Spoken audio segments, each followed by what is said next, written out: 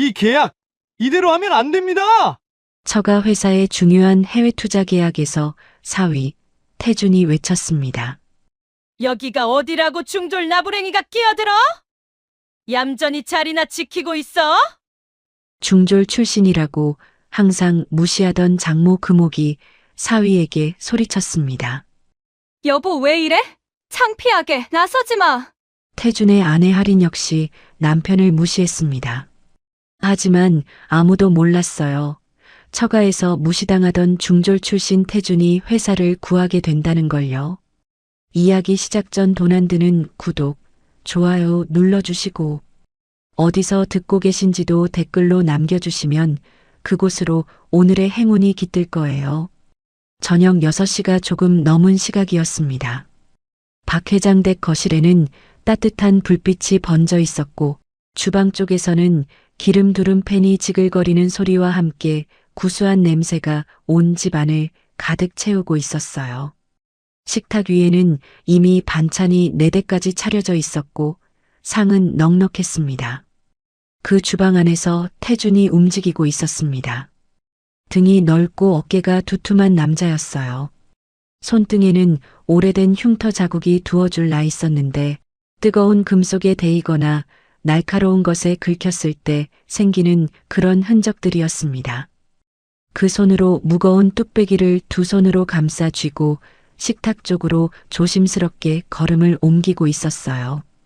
핫패드도 변변치 않아 손바닥 아래쪽이 뜨거웠지만 그는 표정 하나 바꾸지 않았습니다. 이 집에 올 때마다 태준의 자리는 늘 그쪽이었으니까요. 주방과 식탁 사이 그 2걸음짜리 공간이 그의 자리였습니다. 거실 소파에서는 민규가 장인 박 회장과 나란히 앉아 담소를 나누고 있었어요. 박 회장의 얼굴에는 웃음이 번져 있었고 민규는 반듯하게 등을 펴고 앉아 조리 있게 말을 이어갔습니다. 두 사람 사이에 놓인 찻잔에서는 김이 모락모락 피어올랐어요. 같은 지붕 아래 같은 사위였습니다. 그러나 두 사람의 자리는 처음부터 달랐습니다. 태준이 뚝배기를 식탁 한가운데 내려놓는 순간 국물이 조금 흘러넘쳤어요. 소리도 없이 테이블보 위로 번지는 작은 자국이었습니다. 그 순간 장모의 눈이 번뜩 열렸습니다. 자네 조심 좀 하게. 저 테이블보가 얼만지 알기나 하나? 목소리는 낮았지만 날이 서 있었어요. 태준은 즉시 행주를 집어들고 자국을 닦기 시작했습니다. 사과 한마디 없이, 변명 한마디 없이 그냥 묵묵히 닦았어요. 그 사이 민규는 거실에서 한번 힐끗 시선을 던지더니 아무 일도 없었다는 듯 장인과의 대화를 이어갔습니다. 식사 자리가 시작됐습니다. 박 회장은 상석에 그 바로 옆엔 민규가 앉았어요. 처제 지은은 민규 맞은편에 아내 설이는 그 옆에 자리를 잡았습니다. 태주는 자연스럽게 제일 끝이었어요. 주방과 가장 가까운 자리, 뭔가 모자라면 가장 먼저 일어나야 하는 자리였습니다. 누가 정한 것도 아니었습니다. 그냥 언제부턴가 그렇게 됐습니다. 반찬 그릇 하나가 비자지은이 눈짓도 없이 태준 쪽으로 빈 그릇을 밀어냈어요. 이거 더 가져다 주세요. 말이라기보다는 지시였습니다. 태준은 그릇을 집어들고 조용히 일어났어요. 아무도 그를 보지 않았습니다. 그가 언제 일어났는지, 언제 돌아왔는지 눈치채는 사람이 없었어요. 투명한 사람처럼 그저 필요할 때만 존재했습니다. 그때 박 회장이 수저를 내려놓으며 입을 열었습니다. 민규 자네, 이번에 본사 실적 자료 정리한 거 내가 다 봤어. 깔끔하더군. 역시 서울대 나온 사람은 보는 눈이 달라. 민규가 겸손한 듯 고개를 숙였습니다. 별것 아닙니다, 아버님. 하지만 그 웃음 안에는 이미 만족이 가득 차 있었어요. 지은이 몸을 기울이며 살갑게 거들었습니다. 오빠는 어쩜 그렇게 뭘 해도 완벽해? 설인도 따라 웃었습니다. 식탁이 따뜻해졌어요. 태준을 제외한 모두에게. 박 회장이 테이블 전체를 한번 둘러보더니 말을 이었습니다. 사람은 배워야 해. 배운 사람이 있어야 집안 체면이 서는 거야. 아무리 세상이 변해도 그건 안 변해. 말은 테이블 전체를 향한 것처럼 들렸지만 눈길은 처음부터 끝까지 민규에게 닿아 있었어요.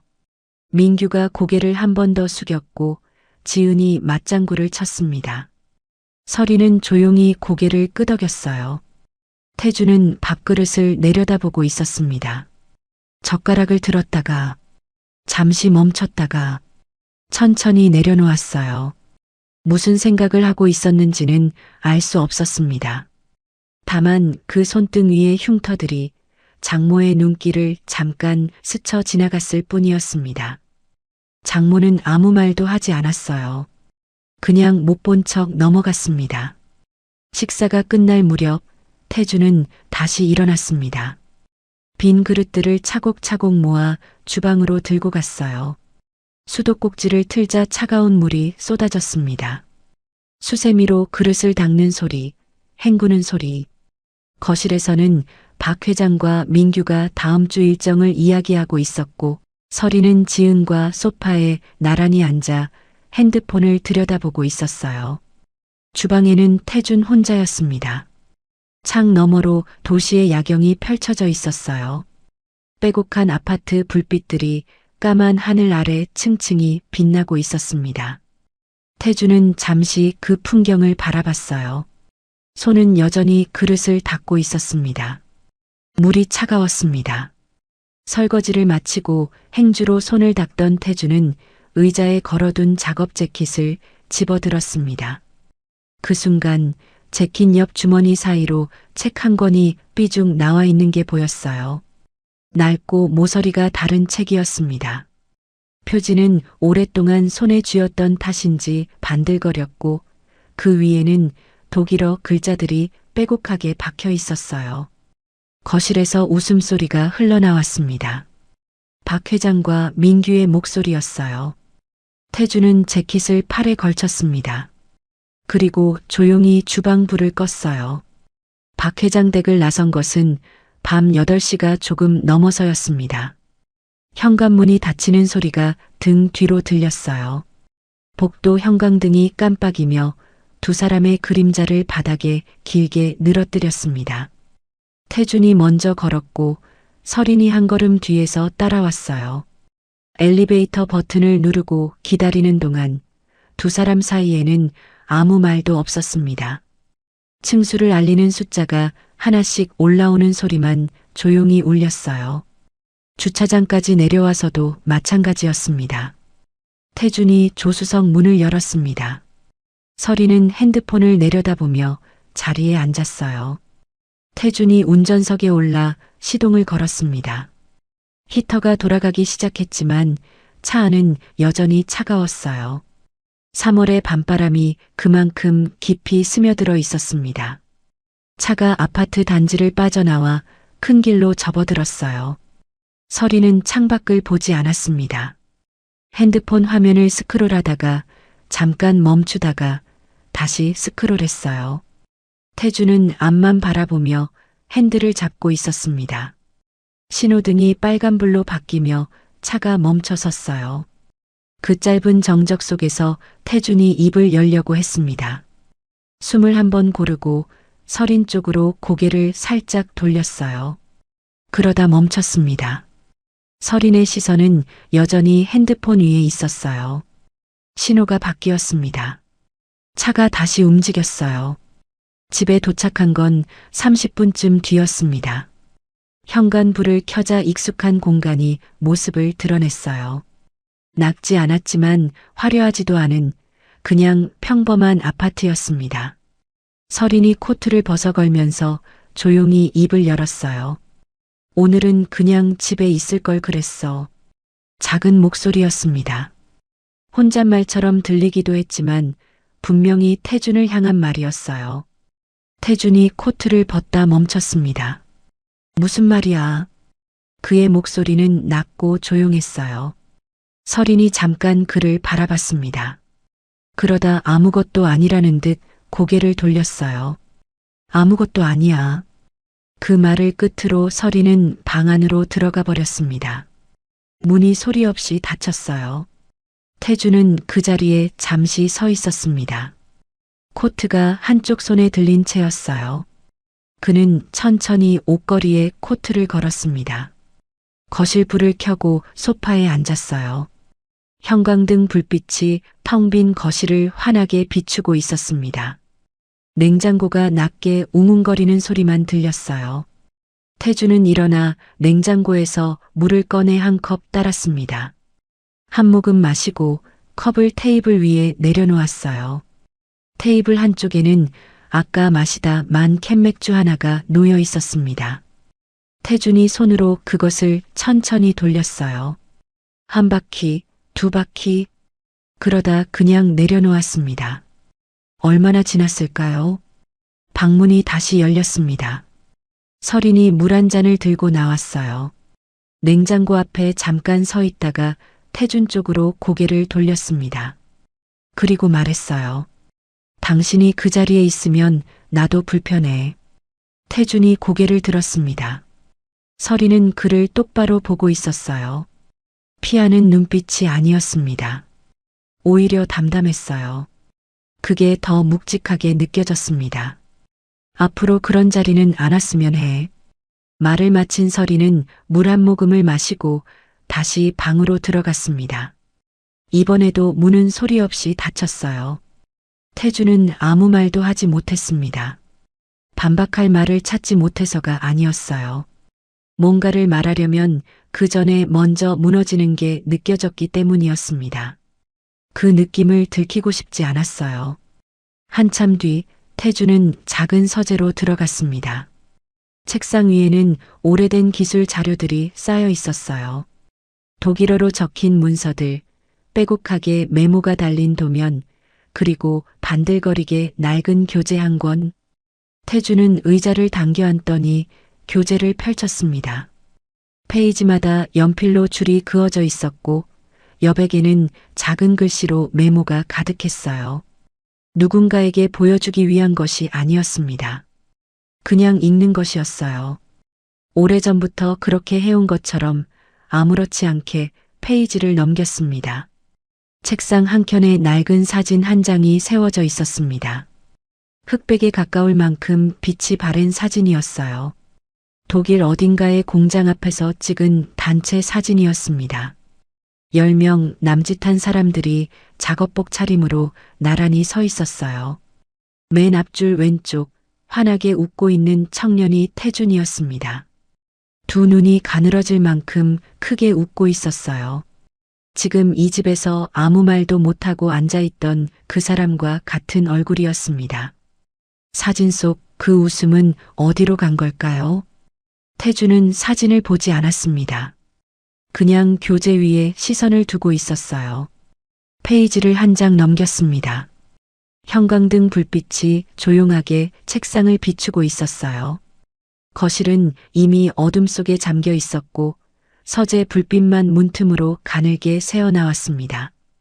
밖에서는 3월의 바람이 창문을 스치고 지나갔어요. 그로부터 사흘 뒤였습니다. 박 회장으로부터 연락이 왔어요. 이번 주 안으로 회사에 나오라는 말이었습니다. 해외 투자 협상 준비가 막바지에 접어들었고 가족들도 함께 자리를 지켜달라는 뜻이었어요. 태주는 전화를 끊고 잠시 창밖을 바라봤습니다. 서리는 옆에서 그 통화를 듣고 있었지만 아무 말도 하지 않았어요. 박그룹 본사 건물은 서울 도심 한복판에 자리 잡고 있었습니다. 유리 외벽이 아침 햇살을 받아 은빛으로 번쩍이는 22층짜리 건물이었어요. 로비 천장이 높아서 발소리가 울렸고 대리석 바닥은 흠 하나 없이 윤이 났습니다. 안내 데스크 직원들이 박 회장 일행을 보자 일제히 고개를 숙였어요. 엘리베이터가 열리며 일행이 안으로 들어설 때 태주는 자연스럽게 맨 뒤에 섰습니다. 누가 밀어낸 것도 아니었어요. 그냥 그렇게 됐습니다. 회의실은 15층에 있었어요. 통유리 너머로 서울 시내가 한눈에 내려다 보이는 넓은 공간이었습니다. 긴 회의 테이블 위에는 자료집들이 가지런히 놓여 있었고 한쪽 벽면에는 이번 협상 일정과 독일 투자단 소개 자료가 프레젠테이션 화면으로 띄워져 있었어요. 임원들이 하나둘 자리를 채우기 시작했습니다. 민규가 들어오자 분위기가 달라졌어요. 수행 직원이 두툼한 자료집을 두 손으로 받쳐들며 민규에게 건넸습니다. 통역은 역시 믿고 맡깁니다. 이상무님. 임원 한 명이 허리를 살짝 굽히며 말했어요. 민규는 자료집을 받아 훑어보더니 여유 있게 고개를 끄덕였습니다. 바이에른 쪽 악센트가 조금 섞일 수는 있는데 큰 문제는 없습니다. 그 한마디에 임원들이 일제히 고개를 끄덕였어요. 안심하는 얼굴들이었습니다. 태주는 회의실 한쪽 구석 자리에 앉아 있었습니다. 테이블 중앙과는 거리가 있는 자리였어요. 자료집은 그에게 오지 않았습니다. 누가 챙겨주지도 않았고 그렇다고 직접 달라고 할 수 있는 자리도 아니었어요. 태주는 조용히 앉아 화면에 띄워진 자료를 눈으로 훑었습니다. 박 회장이 자리에 앉으며 말을 꺼냈어요. 태준 자네는 그냥 옆에 있기만 하게. 괜히 나서지 말고. 말투는 담담했지만 뜻은 분명했습니다. 회의실 안에 낮은 웃음이 번졌어요. 임원 몇 명이 서로 시선을 교환했습니다. 태주는 고개를 한번 끄덕였어요. 그게 전부였습니다. 민규가 태준 옆을 지나치며 자리를 잡을 때였어요. 그가 낮은 목소리로 말했습니다. 형님은 이런 자리 처음이시죠? 그냥 구경만 하세요.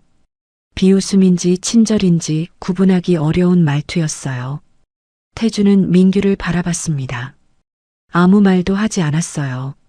민규는 이미 시선을 돌린 뒤였습니다. 협상 준비 리허설이 시작됐어요. 민규가 자리에서 일어나 독일어 인사말을 구사하기 시작했습니다. 유창했어요. 발음이 또렷했고 속도도 자연스러웠습니다. 임원들이 감탄한 듯 고개를 끄덕였고 박 회장의 얼굴에 흡족한 미소가 번졌어요. 역시 민규 자네야. 한 임원이 박수를 쳤고 그 박수가 회의실 안에 짧게 울렸습니다. 태주는 멀찍이 그 장면을 바라보고 있었어요. 표정은 변하지 않았습니다. 박수를 따라 치지도 않았고 그렇다고 자리를 피하지도 않았어요. 그냥 앉아서 보고 있었습니다. 그런데 그 눈이 묘했어요. 민규의 통역을 보는 눈이 아니었습니다. 화면 위에 띄워진 자료집의 특정 페이지를 한 줄 한 줄 짚어 내려가고 있었어요. 잠깐 쉬는 시간이 됐습니다. 직원들이 음료를 들고 들어왔어요. 태준이 자리에서 일어나 음료 배치를 자연스럽게 도왔습니다. 직원이 고맙다는 듯 고개를 숙이자 태준이 가볍게 손을 저었어요. 그 모습을 멀리서 본 장모가 처제 지은에게 속삭였습니다. 저 사람 또 심부름꾼 자처하네. 지은이 입을 가리며 웃었어요. 태주는 듣지 못한 척했습니다. 아니, 들었는지 어떤지조차 알 수 없었어요. 복도로 나온 태주는 창가에 잠시 멈춰 섰습니다. 통유리 너머로 도심이 내려다 보였어요. 빽빽하게 들어선 건물들, 그 사이를 가르는 도로, 작게 움직이는 차들. 태준이 낮게 무언가를 중얼거렸습니다. 독일어였어요. 짧은 문장이었습니다. 딱히 누구에게 하는 말이 아니었어요. 그냥 입 밖으로 흘러나온 것처럼 자연스럽게 나왔다가 사라졌습니다. 마침 옆을 지나던 말단 직원이 걸음을 멈추며 의아한 눈으로 쳐다봤어요. 태주는 그 시선을 느꼈는지 조용히 입을 닫았습니다. 회의실로 돌아온 태주는 자리에 앉자마자 테이블 위에 놓인 협상 자료 한 장을 집어들었어요. 아까 화면에서 보던 바로 그 페이지였습니다. 계약 조건 세부 항목들이 빼곡하게 적혀 있었어요. 태준의 눈이 천천히 내려갔습니다. 한 줄을 손끝으로 짚었어요. 잠깐 멈췄다가 다음 줄로 넘어갔습니다. 다시 위로 올라갔어요. 같은 줄을 다시 읽었습니다. 뭔가 걸리는 게 있는 사람의 눈빛이었어요. 회의실 앞쪽에서는 민규가 임원들과 내일 협상 순서를 맞춰보고 있었습니다.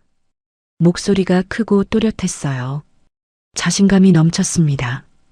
박 회장이 그 옆에서 흐뭇하게 지켜보고 있었어요. 태주는 자료에서 눈을 떼지 않았습니다. 손끝이 멈춰 있는 줄은 계약 조건 중에서도 가장 작은 글씨로 적힌 항목이었어요. 아무도 그 줄에 눈길을 주지 않는 것처럼 보였습니다. 아무도 그걸 이상하게 여기지 않았어요. 태준만 빼고는요. 다음 날 오전 10시였습니다. 회의실 안은 이른 시각부터 팽팽한 긴장감이 감돌고 있었어요.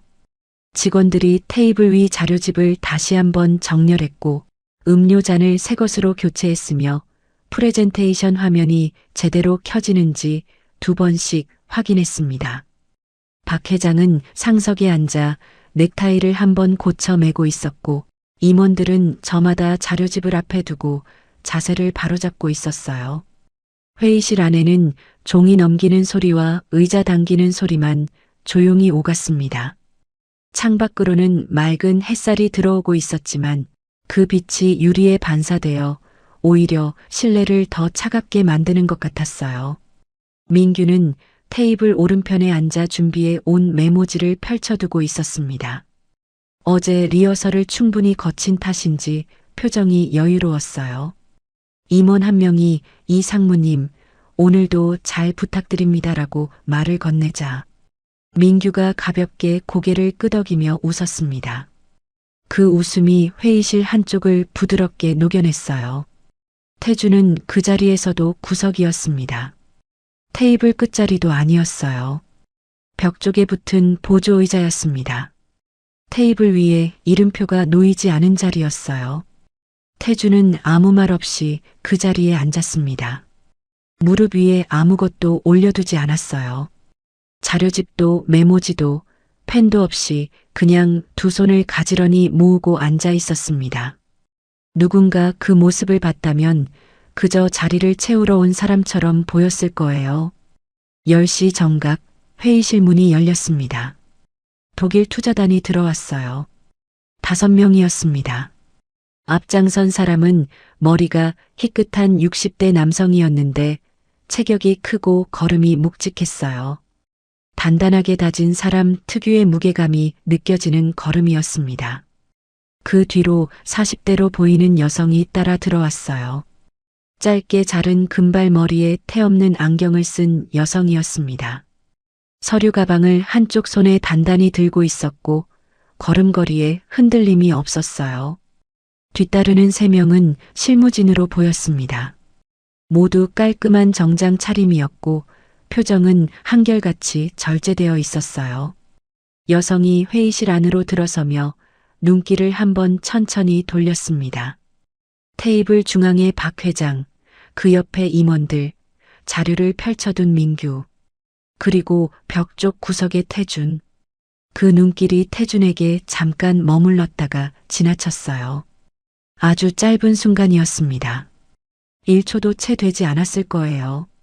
태준은 그 시선을 느꼈지만 고개를 돌리지 않았습니다. 인사가 오갔어요. 단장격인 남성이 박 회장과 악수를 나눴습니다. 크고 두툼한 손이었어요. 박 회장이 두 손으로 맞잡으며 환하게 웃었습니다. 민규가 즉시 통역에 나섰어요. 또렷하고 유창한 독일어가 회의실 안에 울렸습니다. 박 회장의 얼굴이 밝아졌어요. 임원들도 어깨에서 힘을 조금씩 풀기 시작했습니다. 분위기는 순조로웠어요. 협상이 시작됐습니다.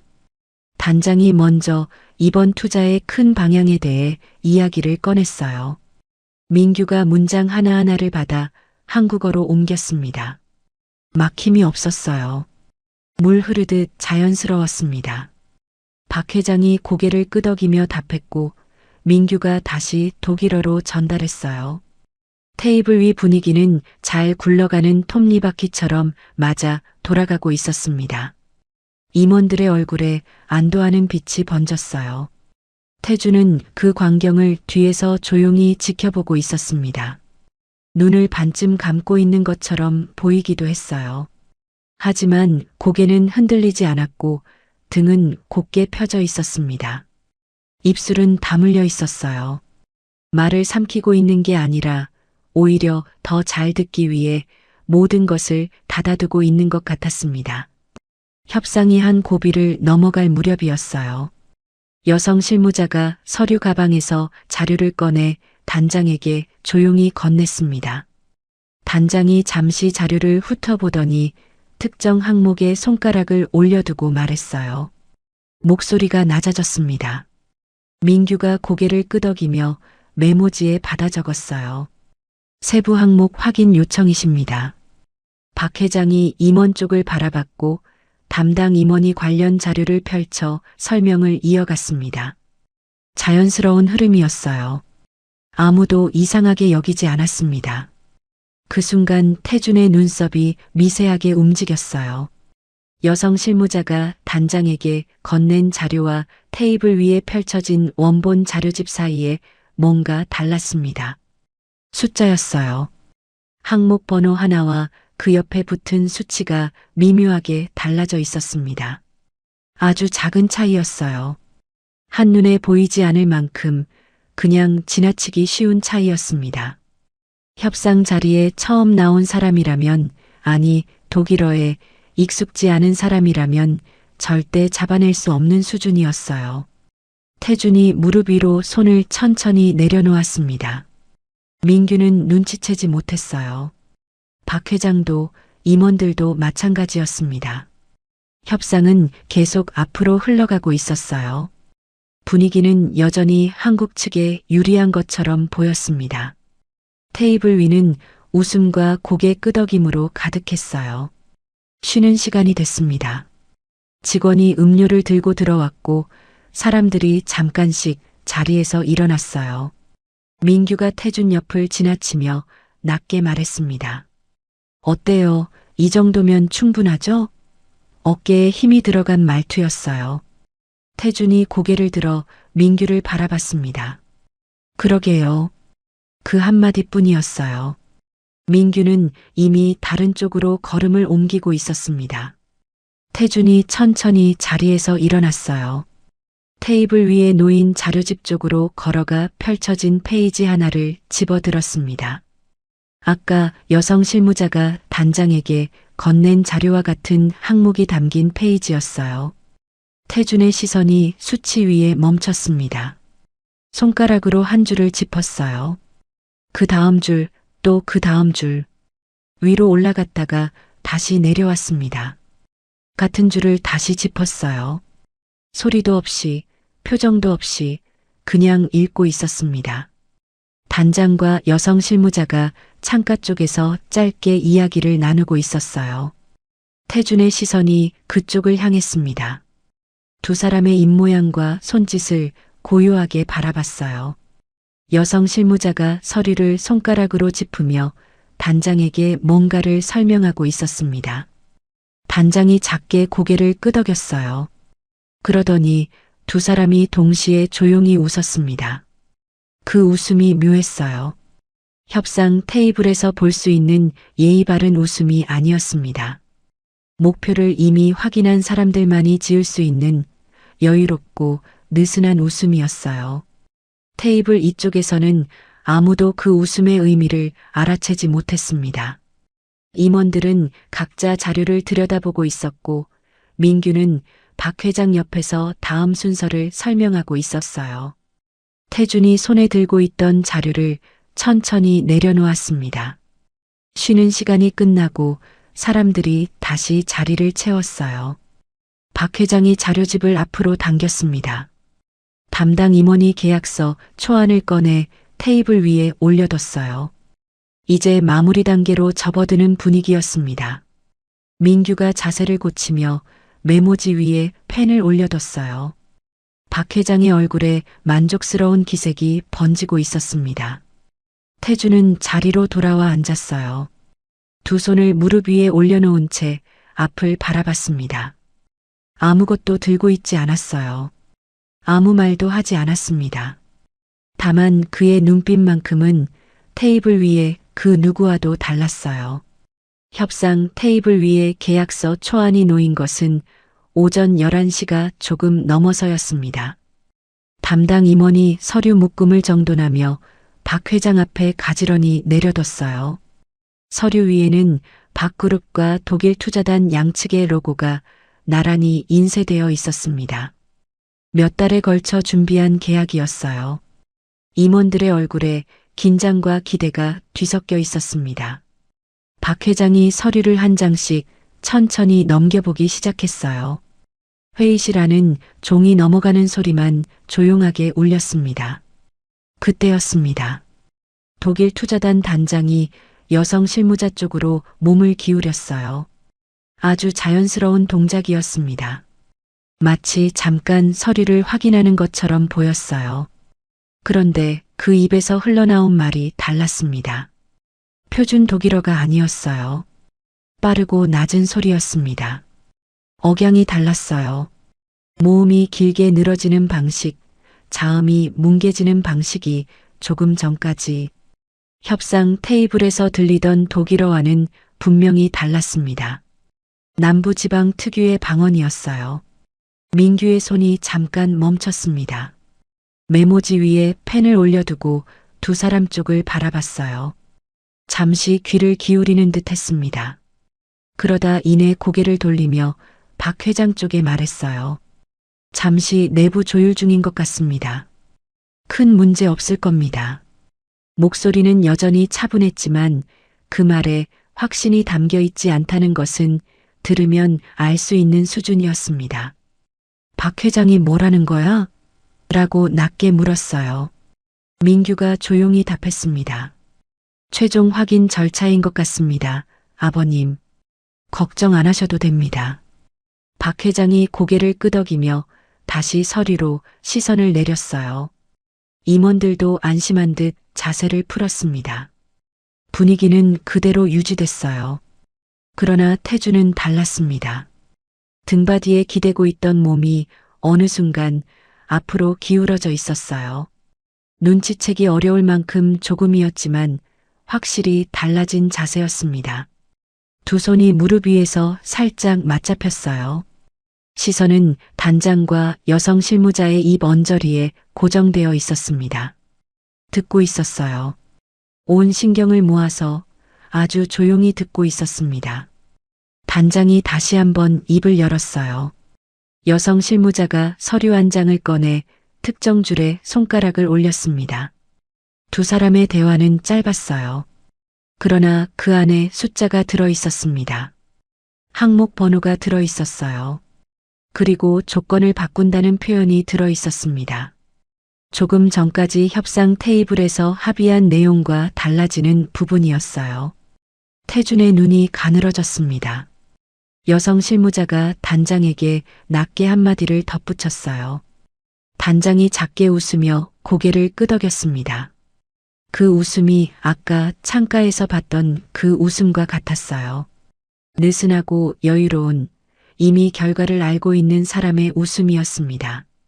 테이블 이쪽은 여전히 아무것도 몰랐어요. 박 회장은 서류를 다 넘겨보고 나서 만년필을 꺼내 손에 쥐었습니다. 서명 준비였어요. 옆에 있던 임원이 서명 위치를 손가락으로 짚어줬습니다. 여기 서명하시면 됩니다, 회장님. 박 회장이 고개를 끄덕이며 만년필 뚜껑을 열었어요. 민규가 양측 사이에서 마무리 통역을 준비하며 자세를 고쳐 앉았습니다. 임원들이 기념사진을 준비하는지 핸드폰을 꺼내드는 사람도 있었어요. 회의실 안의 공기가 부드럽게 풀어지고 있었습니다. 수개월의 준비가 결실을 맺는 순간이 눈앞에 와 있었어요. 그 순간 태준이 자리에서 몸을 완전히 앞으로 당겼습니다. 소리는 없었어요. 의자가 끌리지도 않았습니다. 그냥 조용히 척추를 세우고 앞을 바라봤어요. 눈길이 테이블 위 계약서 위에서 멈췄습니다. 그 다음엔 박 회장의 손에 들린 만년필 위에서 멈췄어요. 그리고 단장과 여성 실무자에게로 다시 옮겨갔습니다. 단장이 박 회장 쪽을 향해 정중하게 고개를 숙이며 짧게 말했어요. 민규가 통역했습니다. 서명을 진행해 주시면 되겠습니다. 박 회장이 서명란 위에 만년필을 가져갔어요. 태준의 손이 무릎 위에서 꽉 쥐어졌습니다. 아무도 그것을 보지 않았어요. 장모는 뒤쪽 자리에서 처제 지은과 나란히 앉아 이 자리가 빨리 끝나기를 기다리는 눈치였습니다. 지은은 핸드폰을 내려다보고 있었어요.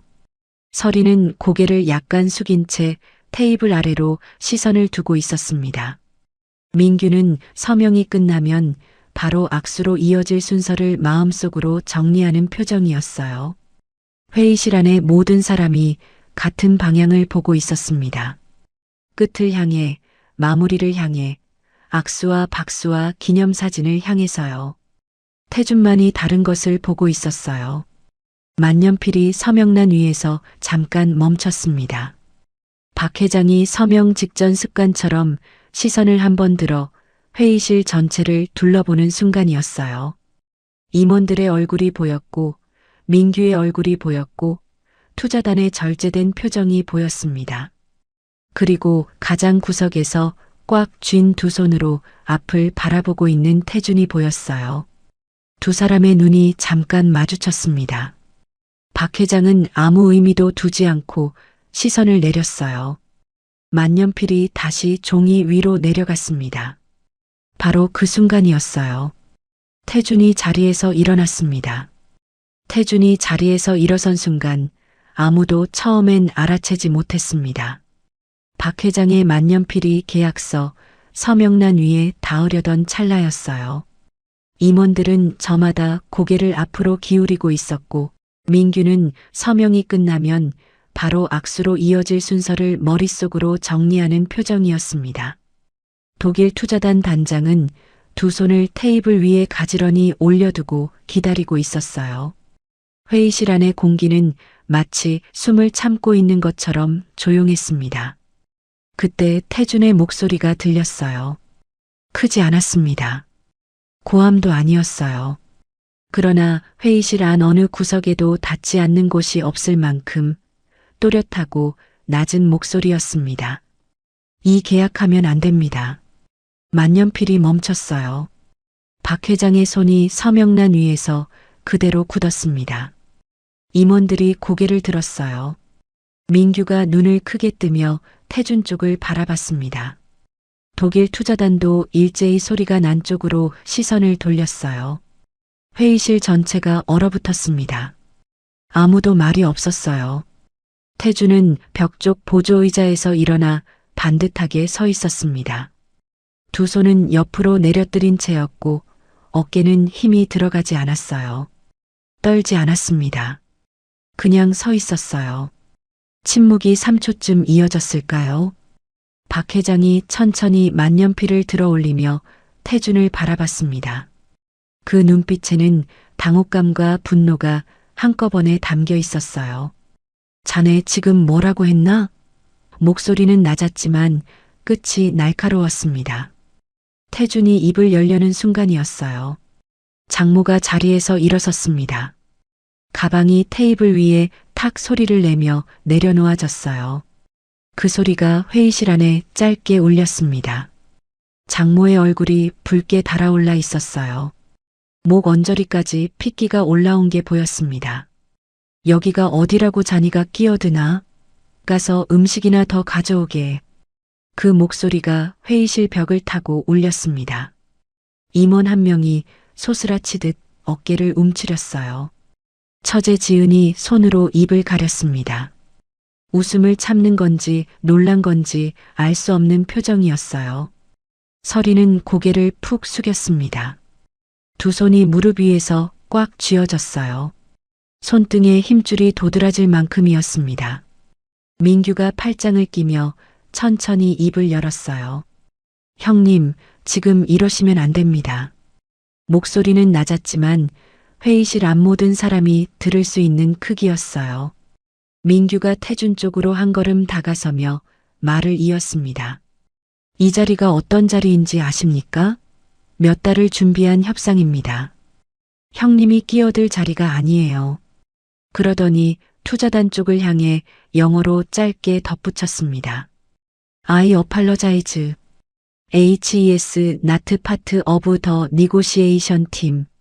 사과하는 말이었지만 그 안에 담긴 뜻은 달랐어요. 이 사람은 아무것도 모르는 사람이라는 뜻이었습니다. 임원 한 명이 옆 사람에게 속삭였어요. 저 사람 왜 저러는 거야? 그 말이 태준의 귀에도 닿았을 거였습니다. 태준은 그쪽을 바라보지 않았어요. 모든 시선이 태준에게 쏠려 있었습니다. 비웃음도 있었고 당혹스러움도 있었고 빨리 수습되기를 바라는 눈빛도 있었어요. 그 무게가 한꺼번에 태준 한 사람에게 쏟아지고 있었습니다. 웬만한 사람이라면 고개를 숙이고 뒷걸음질을 쳤을 거예요. 죄송합니다. 한마디 하고 자리로 돌아갔을 거였습니다. 태준은 움직이지 않았어요. 한 발짝도 물러서지 않았습니다. 고개를 숙이지도 않았어요. 다만 잠시 눈을 내리깔았다가 천천히 다시 들었습니다. 그 눈이 박 회장을 향했어요. 장모도 민규도 임원들도 아니었습니다. 오직 박 회장이었어요. 제가 잘못 들은 게 아니라면. 태준이 다시 입을 열었습니다. 목소리는 아까보다 더 낮아졌지만 더 또렷했어요. 이 계약서에 담긴 조건은 조금 전 협상에서 합의한 내용과 다릅니다. 회의실 안에 다시 침묵이 내려앉았어요. 박 회장의 눈썹이 미세하게 움직였습니다. 임원 한 명이 계약서 쪽으로 시선을 내렸어요. 독일 투자단 단장의 표정이 처음으로 흔들렸습니다. 아주 짧은 순간이었어요. 그러나 분명했습니다. 민규가 재빨리 나섰어요. 형님, 그게 무슨 말씀이십니까? 제가 처음부터 끝까지 통역했습니다. 내용이 다를 리가 없어요. 말투는 여전히 낮았지만 안에서 무언가 흔들리는 게 느껴지는 목소리였습니다.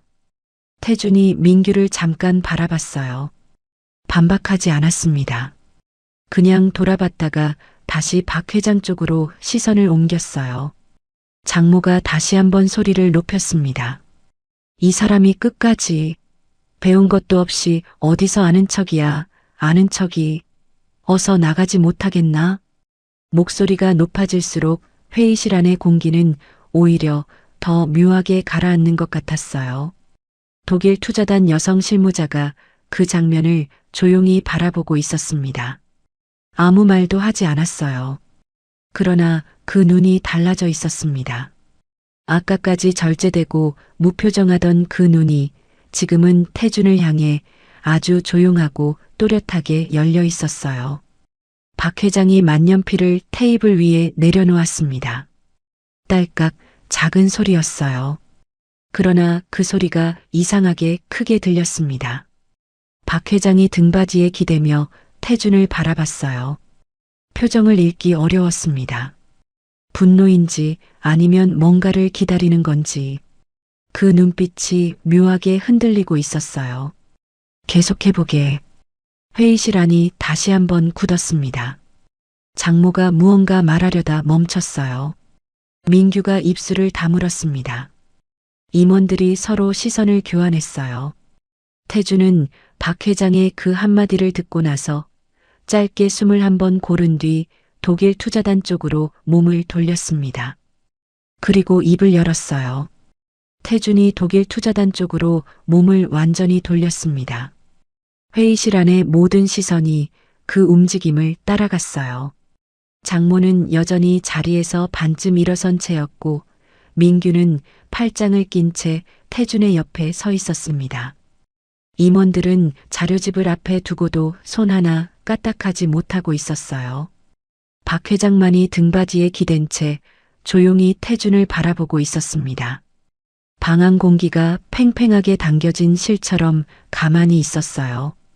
누군가 기침이라도 했다면 그 소리가 벽을 타고 울렸을 것 같은 고요함이었습니다. 태준이 입을 열었습니다. 독일어였어요. 처음한 음절이 나오는 순간 회의실 안의 공기가 바뀌었습니다. 표준 독일어가 아니었어요. 억양이 달랐습니다. 모음이 길게 늘어지는 방식, 자음이 뭉개지는 방식이 협상 내내 민규가 구사하던 독일어와는 전혀 달랐어요. 조금 전 투자단 단장과 여성 실무자가 서로 속닥이던 바로 그 말투였습니다. 같은 억양이었고 같은 리듬이었어요. 그 방언이 이 회의실 안에서 다시 울리리라고는 아무도 예상하지 못했을 거였습니다. 투자단 단장의 눈이 커졌습니다. 여성 실무자가 손에 들고 있던 볼펜을 테이블 위에 내려놓았어요. 딸깍 소리가 났습니다. 작은 소리였지만 그 순간 회의실 안에서 그 소리가 유독 크게 들렸어요. 두 사람의 시선이 동시에 태준에게 고정됐습니다. 아까까지 절제되고 무표정하던 그 눈빛이 아니었어요. 처음 보는 것을 마주한 사람의 눈빛이었습니다. 당황한 것과 긴장한 것이 한꺼번에 섞인 표정이었어요. 민규가 두 눈을 가늘게 좁혔습니다. 태준의 말을 알아듣지 못하는 얼굴이었어요. 한 단어도 한 문장도 귀에 들어오지 않는 표정이었습니다. 오전 내내 유창하게 오가던 그 자신감이 순식간에 어디론가 사라져버린 것 같았어요. 그는 입술을 달싹였다가 다시 다물었습니다. 팔짱을 끼고 있던 두 팔이 천천히 풀렸어요. 힘이 빠진 것처럼 그냥 옆으로 내려졌습니다. 태준은 계속 말했습니다. 쉬는 시간에 창가에서 단장과 여성 실무자가 나눈 대화였어요. 짧고 빠르게 오간 그 말들이었습니다. 태준이 그것을 하나씩 꺼내놓기 시작했어요. 어느 조항을 어떻게 바꾸자고 했는지, 그 조건이 원래 합의된 내용과 어떻게 다른지, 숫자가 어디서 달라졌는지, 방언으로 그들이 쓴 바로 그 말투로 차분하게 짚어나갔습니다. 태준의 목소리는 떨리지 않았어요. 높아지지도 않았습니다. 흥분한 사람의 목소리가 아니었어요. 오랫동안 이 말을 혀 안에 담아두고 있었던 것처럼 낮고 또렷하게 한 문장씩 이어졌습니다. 투자단 단장의 얼굴에서 혈색이 빠졌어요. 여성 실무자가 자리에서 몸을 앞으로 당겼습니다. 두 사람이 잠깐 눈을 마주쳤어요. 그 눈빛이 흔들렸습니다. 아까 창가에서 나누던 여유로운 웃음은 이미 사라지고 없었어요. 그 자리에 남은 건 당황함과 그것을 감추려는 긴장이었습니다. 장모가 처제 쪽으로 몸을 기울이며 낮게 말했어요. 저게 뭐라는 거지? 지은이 눈을 깜빡이며 고개를 저었습니다. 나도 모르겠어, 엄마. 두 사람 모두 태준의 말을 단 한마디도 알아들을 수 없었어요.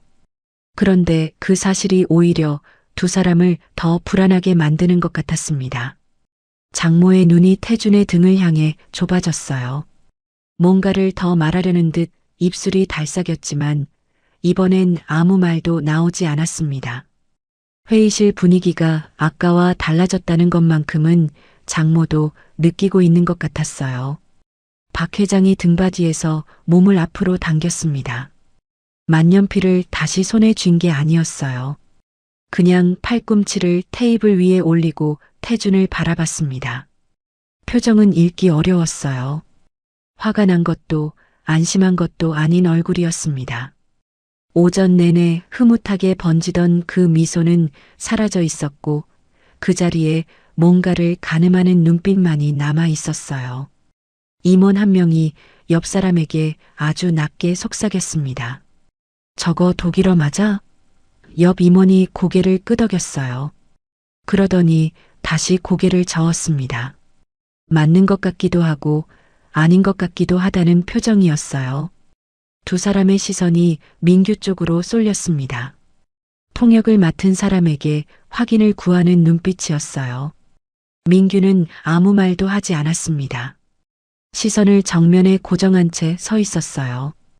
그 얼굴에 무언가가 지나갔습니다. 당혹감인지 아니면 다른 무언가인지 분간하기 어려웠지만 아까까지 그 자리에 넘치던 여유는 완전히 사라지고 없었어요. 오전 내내 자신이 이끌어온 협상 테이블이 지금 이 순간 자신의 손을 벗어났다는 것을 그도 느끼고 있는 것 같았습니다. 태준이 마지막 문장을 말했어요. 짧았습니다. 그러나 그 말이 끝나자마자 여성 실무자의 두 눈이 천천히 내리깔렸어요. 단장이 의자 등받이에 조용히 기댔습니다. 두 손이 테이블 위에서 가지런히 포개졌어요. 협상 시작 전 자신 있게 걸어 들어오던 그 자세가 아니었습니다. 들고 있던 것을 내려놓은 사람의 자세였어요. 방어하거나 버티는 자세가 아니었습니다. 태준이 말을 마치고 투자단을 바라봤어요. 제가 잘못 들은 부분이 있다면 말씀해 주십시오. 조용했습니다. 조용하고 정확했어요. 방언으로 그들의 말로 그 한마디를 마지막으로 덧붙였습니다. 회의실 안이 완전히 고요해졌어요. 누구도 입을 열지 않았습니다. 태준도 더 말을 보태지 않았어요. 그냥 서서 기다렸습니다. 단장이 천천히 입을 열었어요. 이번엔 표준 독일어였습니다. 민규가 반사적으로 통역 자세를 잡으며 귀를 기울였어요. 하지만 그 말이 무엇인지 알아들을 수 없었습니다. 받아 적던 펜이 멈춰 있었어요. 그 말을 알아들은 건 이 회의실 안에서 태준뿐이었습니다. 아내 설인이 고개를 들었어요. 언제부터였는지 모르겠지만 설인의 시선이 태준에게 닿아 있었습니다. 고개를 숙인 채 테이블 아래만 보던 그 눈이 지금은 남편의 뒷모습을 바라보고 있었어요. 넓은 어깨가 보였습니다. 흔들리지 않는 목이 보였어요. 반듯하게 서 있는 그 사람 전체가 보였습니다. 손등의 흉터도 낡은 작업 재킷도 이 회의실에서 가장 구석 자리에 앉아있던 그 사람도 전부 보였어요. 설이는 아무 말도 하지 않았습니다. 그냥 바라봤어요. 처음 보는 사람을 보듯이 아주 오래 잊고 있던 것을 다시 떠올리듯이 그렇게 남편의 뒷모습을 바라봤습니다. 단장이 한 말은 짧았습니다. 그러나 그 말이 회의실 안에 떨어지는 순간 분위기가 또 한 번 달라졌어요. 민규가 받아 적던 펜이 멈춰 있었습니다. 박 회장이 민규 쪽을 바라봤어요. 통역을 기다리는 눈빛이었습니다. 민규가 입을 열었다가 다시 다물었어요. 단장의 말을 알아들을 수 없었던 거였습니다. 표준 독일어였음에도 불구하고 방금 들은 것이 귀에 제대로 박히지 않은 것 같았어요. 당황한 사람의 눈이었습니다. 태준이 조용히 통역했습니다. 사과드리고 싶다고 하십니다. 회의실 안이 순간 굳었어요. 박 회장의 눈썹이 올라갔습니다. 임원들이 서로 얼굴을 마주봤어요. 장모는 자리에서 완전히 등을 펴고 앉으며 단장 쪽을 바라봤습니다. 처제 지은의 입이 반쯤 열렸어요. 단장이 자리에서 일어섰습니다. 등이 곱고 어깨가 넓은 60대 남성이었어요. 아까까지 협상 테이블을 주도하던 그 단단한 자세로 일어섰습니다. 그런데 이번에는 박 회장을 향한 게 아니었어요. 단장의 시선이 태준에게 닿아 있었습니다. 단장이 천천히 상체를 숙였어요. 깊이 숙인 고개였습니다. 유럽식 가벼운 목례가 아니었어요. 진심이 담긴 사람의 자세였습니다. 그 뒤로 여성 실무자도 일어섰어요. 서류 가방을 내려두고 두 손을 앞에 모은 채 역시 고개를 숙였습니다. 나머지 실무진 3명도 잇따라 자리에서 일어나 같은 자세를 취했어요. 5명이 일제히 태준을 향해 고개를 숙인 그 모습이 이 회의실 안에서 가장 구석 자리에 앉아있던 그 한 사람을 향해 있었습니다. 회의실 안이 완전히 고요했어요. 박 회장이 만년필을 들지도 내려놓지도 않은 채 그 광경을 바라봤습니다. 임원들은 어느 쪽을 봐야 할지 모르는 눈빛이었어요. 장모가 처제의 팔을 한번 꽉 쥐었다 놓았습니다. 무슨 말을 해야 할지 모르는 손짓이었어요. 민규는 아무 말도 하지 않았습니다. 서 있던 자리에서 움직이지 않았어요. 오전 내내 테이블 위를 주도하던 그 목소리가 지금은 완전히 사라져 있었습니다. 시선을 어디에 두어야 할지 모르는 것처럼 눈길이 테이블 위를 떠돌고 있었어요. 단장이 고개를 들며 다시 입을 열었습니다. 이번에도 표준 독일어였어요. 태준이 받아 통역했습니다. 계약 진행 방식을 바꾸고 싶다고 하십니다. 준비해온 조건 일부를 원래 합의된 내용으로 되돌리고 처음부터 다시 검토하자고 하십니다. 박 회장이 천천히 등받이에서 몸을 앞으로 당겼어요. 임원 한 명이 계약서를 조심스럽게 앞으로 끌어당겼습니다. 방금 전까지 서명을 눈앞에 두고 있던 그 서류였어요. 그때 여성 실무자가 한 발 앞으로 나섰습니다. 안경 너머의 눈이 태준을 향해 있었어요. 짧게 자른 금발 머리가 형광등 불빛 아래 조용히 빛났습니다. 그 여성이 입을 열었어요. 태준이 통역했습니다. 앞으로의 협상은 저분과 함께 진행하고 싶다고 하십니다. 여성 실무자가 태준을 바라보며 말을 이었어요. 태준이 다시 받았습니다. 통역이 아니라 협상 파트너로서요. 회의실 안의 모든 시선이 태준에게 쏠렸습니다. 박 회장의 눈이 태준에게 닿았어요. 임원들의 눈이 닿았습니다. 장모의 눈도, 처제의 눈도, 그리고 민규의 눈도 모두 같은 곳을 향해 있었어요. 조금 전까지 이 회의실에서 가장 구석에 이름표도 없는 보조의자에 앉아있던 그 사람에게 말이었습니다. 태준은 여성 실무자를 바라봤어요. 잠깐이었습니다. 아주 짧은 순간이었어요. 그러더니 박 회장 쪽으로 몸을 돌렸습니다. 허락을 구하는 자세였어요. 결정을 요구하는 자세가 아니었습니다. 이 집안의 사람으로서 이 자리의 결정권이 누구에게 있는지 알고 있다는 태도였어요. 박 회장이 태준을 바라봤습니다. 오랜 시간이 흐른 것 같았어요. 실제로는 몇 초였겠지만 그 눈빛 안에 많은 것이 지나가고 있었습니다. 이 사람이 어떤 사람인지 새로 가늠하는 눈빛이었어요. 박 회장이 천천히 고개를 끄덕였습니다. 태준이 여성 실무자를 향해 다시 몸을 돌렸어요. 그리고 방언으로 짧게 한마디를 건넸습니다. 여성 실무자의 얼굴에 처음으로 부드러운 표정이 번졌어요. 작은 미소였습니다. 오전 내내 절제되고 단단하게 유지되던 그 얼굴에서 처음 나온 웃음이었어요. 장모가 아무 말도 하지 못하고 자리에 앉았습니다. 가방을 무릎 위에 올려뒀어요. 손이 가방 손잡이 위에 얹혀 있었습니다. 꽉 쥐지도 그냥 두지도 못한 채 그냥 올려놓은 손이었어요. 처제 지은은 핸드폰을 꺼내 들었다가 다시 내려뒀습니다. 무언가를 하려다 멈춘 것 같았어요. 서리는 여전히 태준의 뒷모습을 바라보고 있었습니다.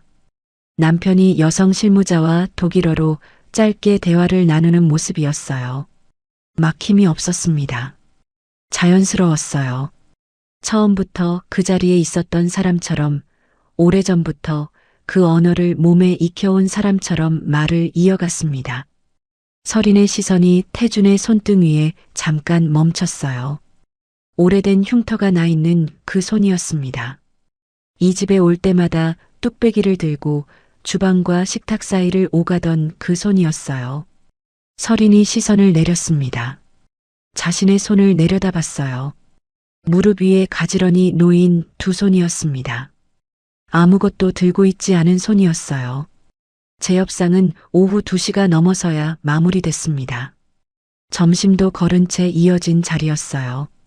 테이블 위에는 아까와 같은 계약서가 놓여 있었지만 그 안의 내용은 달라져 있었습니다.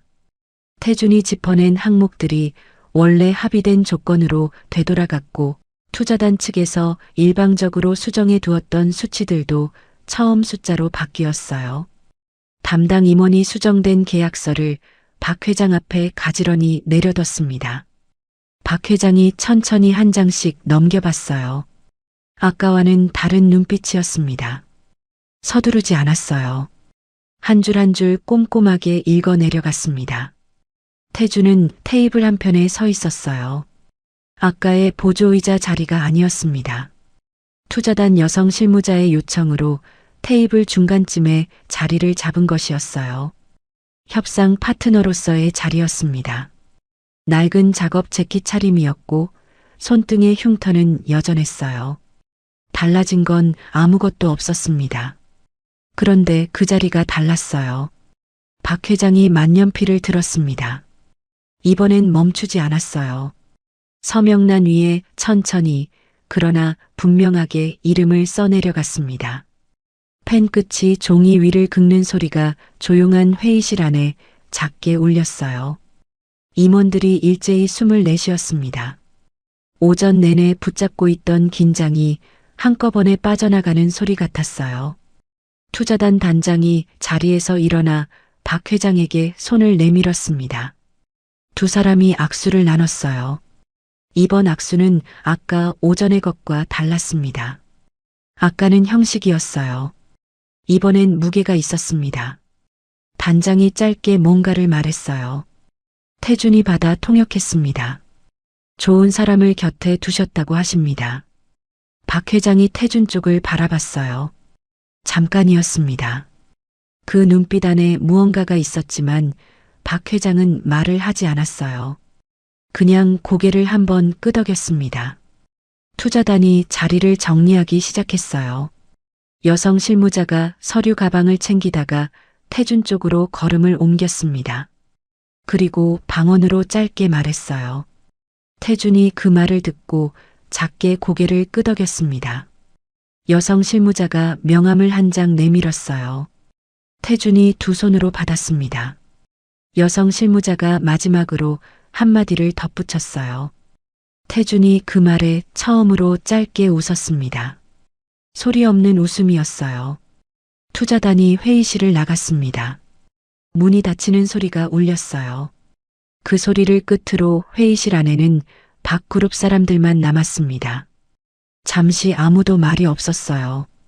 임원들이 자료를 정리하는 척 손을 바쁘게 움직였지만 눈길은 자꾸 태준 쪽으로 쏠렸습니다. 장모가 먼저 일어섰어요. 가방을 들고 처제 지은과 함께 자리를 떴습니다. 나가면서 태준 쪽을 한번 바라봤어요.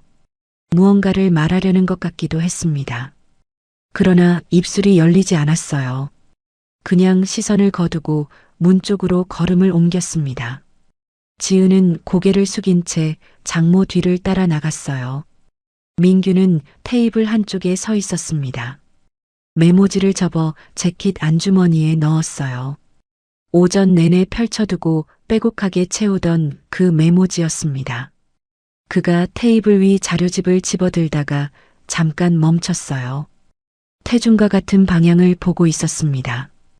태준은 여성 실무자에게 받은 명함을 조용히 재킷 주머니에 넣고 있었어요. 민규가 시선을 내렸습니다. 그리고 아무 말 없이 회의실을 나갔어요. 문이 닫혔습니다. 임원들도 하나둘 자리를 정리하고 나갔어요. 나가면서 태준에게 목례를 건네는 사람이 있었습니다. 어색한 인사였어요. 오전에는 눈길 한번 주지 않던 사람들이었습니다. 태준은 그 인사를 조용히 받았어요. 특별한 표정 없이 그냥 고개를 짧게 숙였습니다. 회의실에는 박 회장과 태준, 그리고 서린만 남았어요. 서린은 아까부터 자리를 지키고 있었습니다. 일어서지도 말을 꺼내지도 않았어요. 그냥 앉아 있었습니다. 무릎 위에 놓인 두 손이 조용했어요. 박 회장이 만년필 뚜껑을 닫으며 자리에서 일어섰습니다. 태준 쪽으로 걸어왔어요. 천천히였습니다. 박 회장이 태준 앞에 서더니 한참 그를 바라봤어요. 위아래로 훑는 게 아니었습니다. 그냥 얼굴을 봤어요. 태준이 박 회장을 마주 봤습니다. 두 사람 사이에 말이 없었어요. 박 회장이 입을 열었습니다. 어디서 배웠나? 짧은 물음이었어요. 태준이 잠깐 박 회장을 바라봤습니다. 그러더니 조용히 답했어요. 현장에서 배웠습니다. 그 한마디였어요. 더 이상의 설명은 없었습니다. 박 회장이 그 말을 들으며 고개를 천천히 끄덕였어요. 무언가를 더 물으려다 멈춘 것 같기도 했습니다. 박 회장이 태준의 어깨를 한번 짧게 쥐었다 놓았어요. 말 대신 건네는 무게였습니다. 그리고 먼저 회의실을 나갔어요. 문이 닫혔습니다. 설인이 자리에서 일어섰어요. 태준 쪽으로 걸어왔습니다. 두 사람이 마주 섰어요. 설인이 태준을 바라봤습니다. 태준도 설인을 바라봤어요. 두 사람 사이에 한동안 말이 없었습니다. 설인이 먼저 입을 열었어요. 몰랐어. 그 말이 전부였습니다. 태준이 설인을 바라봤어요. 대답하지 않았습니다. 그냥 바라봤어요. 설인의 눈가가 조금 달아올라 있었습니다. 눈물이 흐르지는 않았어요. 다만 눈 안쪽이 뜨겁게 젖어드는 것 같았습니다. 태준이 먼저 시선을 거뒀어요. 창밖을 바라봤습니다. 오후의 햇살이 유리창 위에 번지고 있었어요. 도심의 빌딩들이 그 빛을 받아 은빛으로 반짝이고 있었습니다. 태준이 조용히 입을 열었어요. 가자. 그 한마디였습니다. 설인이 고개를 끄덕였어요. 두 사람이 나란히 회의실을 나섰습니다. 태준이 먼저 걸었고 설인이 그 옆에서 걸었어요. 한 걸음 뒤가 아니었습니다. 나란히였어요. 복도에는 아무도 없었습니다. 두 사람의 발소리만 조용하게 울렸어요. 엘리베이터가 열리며 두 사람이 로비로 내려섰습니다. 오후의 햇살이 유리 외벽을 타고 로비 안으로 길게 뻗어 들어와 있었어요. 대리석 바닥 위에 빛이 번지고 있었습니다. 아침에 들어올 때와 같은 공간이었어요. 안내 데스크 직원들이 나란히 서 있었고 천장이 높아 발소리가 울렸습니다. 그런데 같은 공간이 달리 느껴졌어요. 아침엔 태준이 맨 뒤에 서 있었습니다. 지금은 설인과 나란히 걷고 있었어요. 회전문을 밀고 밖으로 나서자 찬 공기가 얼굴을 스쳤습니다. 3월의 바람이었어요. 차갑지만 그 안에 봄 냄새가 조금 섞여 있었습니다. 태준이 잠깐 걸음을 멈추고 하늘을 올려다봤어요. 구름 한 점 없이 맑은 하늘이었습니다. 설인이 옆에서 그 모습을 바라봤어요. 말을 걸려다 멈추고 그냥 같이 하늘을 올려다봤습니다. 두 사람이 주차장 쪽으로 걸음을 옮겼어요. 그때 뒤에서 발소리가 들렸습니다. 태준이 돌아봤어요. 박 회장이었습니다. 임원 한 명도 옆에 있었지만 박 회장은 그를 남겨두고 혼자 걸어오고 있었어요. 평소와 다른 걸음이었습니다. 서두르지 않으면서도 분명한 방향이 있는 걸음이었어요. 박 회장이 태준 앞에 섰습니다. 두 사람이 마주 봤어요. 바람이 박 회장의 코트 자락을 살짝 들었다 내렸습니다. 오늘 일은 내가 잘못 봤네. 짧은 말이었어요. 그러나 이 말이 나오기까지 이 사람에게 얼마나 많은 것이 필요했는지는 옆에서 듣고 있던 설인도 느끼고 있었습니다. 설인의 손가락이 핸드백 끈 위에서 가만히 멈췄어요. 태준이 박 회장을 바라봤습니다. 대답하지 않았어요. 고개를 숙이지도 않았습니다. 그냥 바라봤어요. 그 눈빛 안에 원망도 기쁨도 쉽게 읽히지 않았습니다. 오래 참아온 사람의 눈이었어요. 긴 시간을 버텨온 사람만이 가질 수 있는 조용하고 깊은 눈이었습니다. 박 회장이 다시 입을 열었어요. 다음 주부터 회사에 나오게. 자리를 따로 만들겠어. 그 말을 끝으로 박 회장은 몸을 돌렸습니다. 그리고 다시 건물 안으로 들어갔어요. 회전문이 돌아가는 소리가 들렸고 그 소리가 잦아들자 다시 바람 소리만 남았습니다. 설인이 태준을 바라봤어요.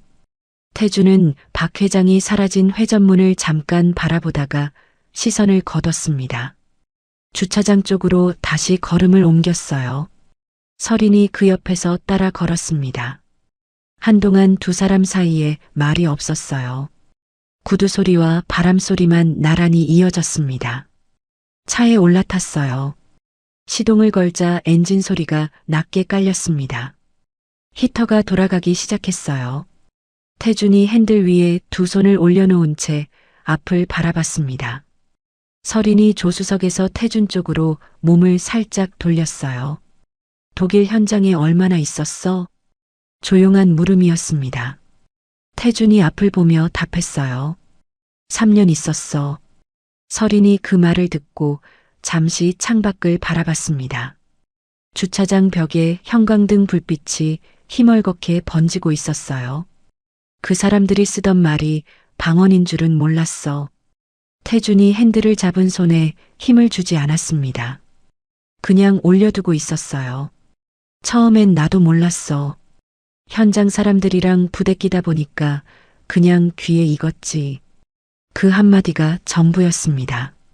설명하듯 말하는 게 아니었어요. 그냥 사실을 얘기하는 것이었습니다. 설인이 그 말을 듣고 다시 태준을 바라봤어요.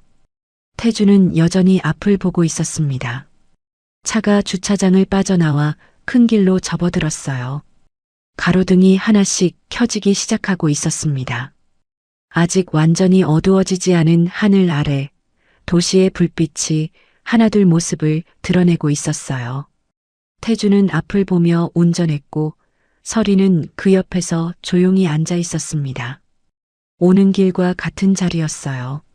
같은 차였고 같은 도로였습니다. 그런데 달랐어요. 설인의 시선이 핸드폰 위에 있지 않았습니다. 창밖을 보고 있었어요. 신호에 걸려 차가 멈췄습니다. 설인이 앞을 보다가 태준 쪽으로 고개를 돌렸어요. 미안해. 짧았습니다. 두 글자였어요. 그런데 그 두 글자가 차 안 공기를 바꿔놓았습니다. 태준이 앞을 보고 있었어요. 설인 쪽으로 고개를 돌리지 않았습니다. 그러나 핸들을 잡은 손의 힘이 아주 조금 풀리는 게 느껴졌어요. 신호가 바뀌었습니다. 차가 움직이기 시작했어요. 태준이 그대로 앞을 보며 말했습니다. 괜찮아. 그 한마디였어요. 더 이상 아무 말도 없었습니다.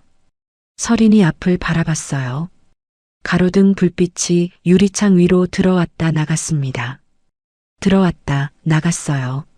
집에 도착했을 때는 저녁 5시가 조금 넘어 있었어요. 현관불을 켜자 익숙한 공간이 모습을 드러냈습니다. 신발장 위에 작은 화분, 벽에 걸린 오래된 액자, 거실 한쪽에 쌓인 책 몇 권. 늘 보던 것들이었어요. 태준이 코트를 벗어 걸었습니다. 설인도 코트를 벗었어요. 설인이 주방 쪽으로 걸어갔습니다. 냄비를 꺼냈어요. 냉장고를 열어 뭔가를 꺼냈습니다. 태준이 거실 소파에 앉아 그 모습을 바라봤어요. 설인이 가스불을 켰습니다. 파란 불꽃이 낮게 일었어요. 냄비 안에 물이 끓기 시작하는 소리가 작게 들렸습니다. 태준이 소파에서 일어나 주방으로 들어갔어요. 설인 옆에 섰습니다. 설인이 태준을 올려다봤어요. 태준이 냉장고에서 재료를 하나 꺼냈습니다. 설인이 냄비를 저으며 말했어요. 오늘은 내가 할게. 태준이 꺼낸 재료를 도마 위에 올려두었습니다. 같이 하지. 두 사람이 나란히 섰어요. 어깨가 닿을 듯 말 듯한 거리였습니다. 물 끓는 소리가 주방 안을 조용하게 채웠어요. 바깥에서는 3월의 바람이 창문을 스치고 지나갔습니다.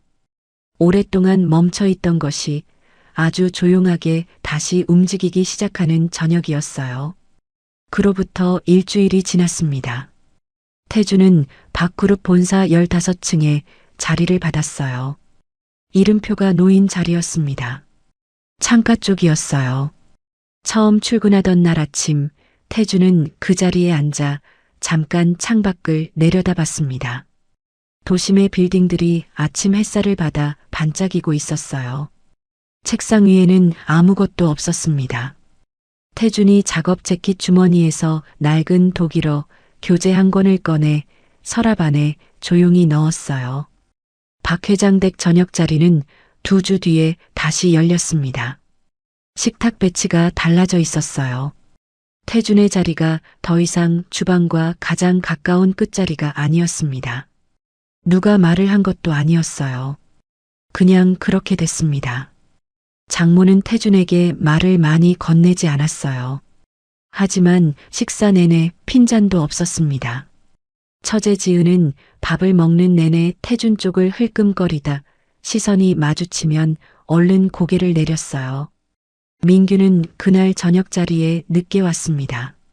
자리에 앉으면서 태준 쪽을 한번 봤어요. 태준도 민규를 봤습니다. 두 사람 사이에 말은 없었어요. 민규가 먼저 시선을 거뒀습니다.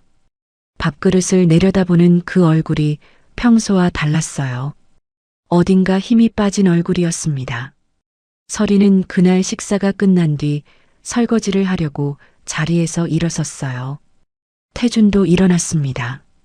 설인이 태준을 바라봤어요. 태준이 먼저 그릇을 들고 주방으로 걸어갔습니다. 설인이 그 뒤를 따랐어요. 두 사람이 나란히 서서 설거지를 했습니다. 수도꼭지에서 물이 흘렀고 그릇 닦는 소리가 주방 안을 조용히 채웠어요. 거실에서는 박 회장과 장모의 목소리가 낮게 들려왔습니다. 태준이 마지막 그릇을 헹구며 창밖을 바라봤어요. 도시의 야경이 펼쳐져 있었습니다. 빼곡한 불빛들이 까만 하늘 아래 층층이 빛나고 있었어요. 설인이 행주로 손을 닦으며 그 옆에 섰습니다. 두 사람이 나란히 그 풍경을 바라봤어요. 사람의 가치는 어디서 오는 걸까요? 학벌도 말씨도 앉은 자리도 아니었습니다.